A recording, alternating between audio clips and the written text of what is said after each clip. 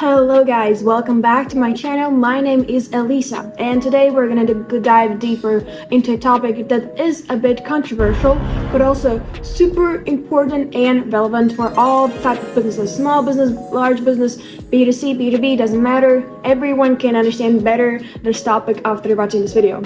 The question is, are influencers killing your brand? That's right. Today we will talk about dark side of the social proof.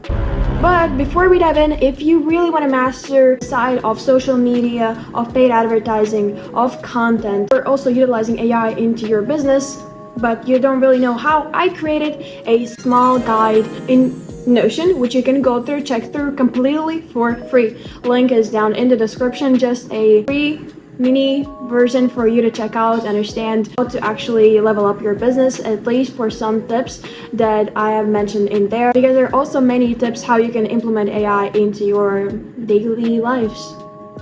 But then about that later on, check it out if you want to. If you don't want to, no pressure, it's up to you. Then moving on. First off, let's acknowledge the power of influencers. They can give you instant access to their following and also give you the type of authenticity you cannot really get from paid advertising or cold outreach. Because once you get either a collaboration with an influencer or possibly a creator that has large following, you are leveraging their followers as well. And if they are engaged in what the influencer is saying online, then most probably they will be pretty engaged with your product or service as well if you chose the right influencer, and you can get a lot of eyeballs right that from one person only. But of course, as always, there's also another side, dark side for everything. And the first issue is the possible danger of mismatched collaboration. Just because somebody has millions of followers or hundreds of thousands of followers doesn't mean that they align with your brand, with your vision.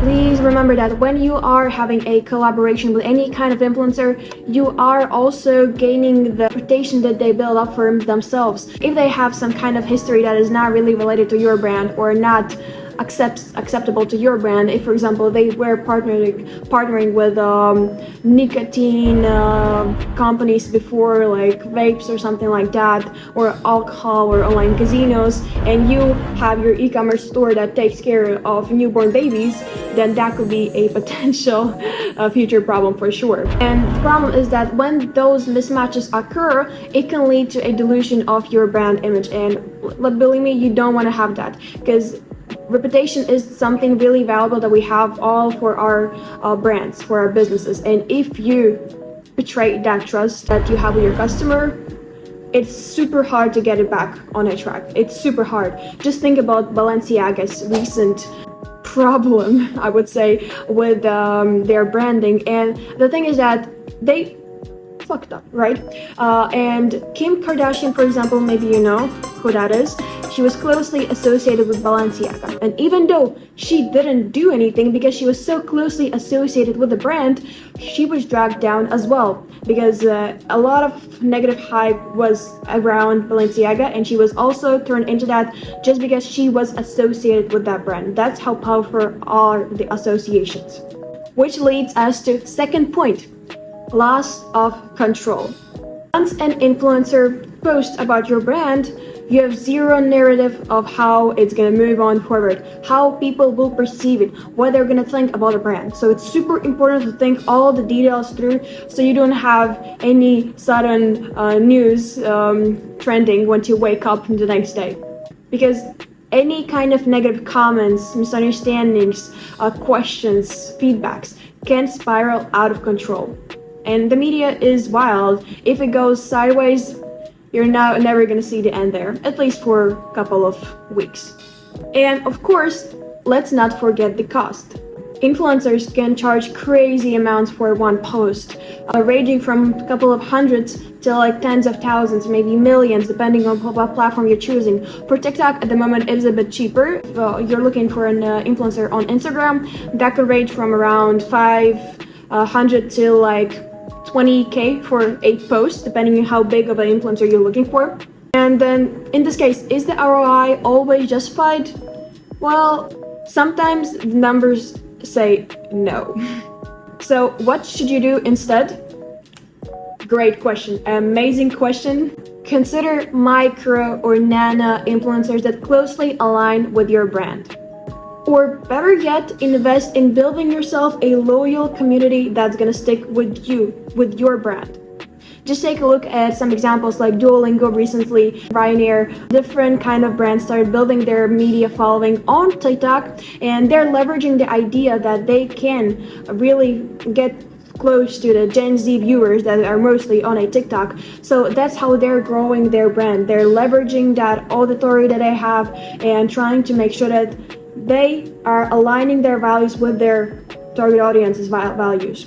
So either nano influencer, micro influencer, or your own brand, it's up to you. With nano and micro influencers, it could be cheaper for you because usually those who have smaller followings, those followings are more engaged with a person. So they may actually like that person much more rather than big celebrity like Charli D'Amelio, for example, or many other big celebrities that blew up and other people follow them just because of the hype of the moment. But in reality, they're not really interested in that person's life. They don't care about that person. Therefore, you may pay much more for far less engagement rather than with nano and micro influencers. And of course, above all, diversify your marketing strategies. Maybe one thing will not work for you, maybe another thing will not work for you, but maybe third thing will work for you. You just need to understand and diversify them to understand where exactly you need to put your efforts, time, budget in.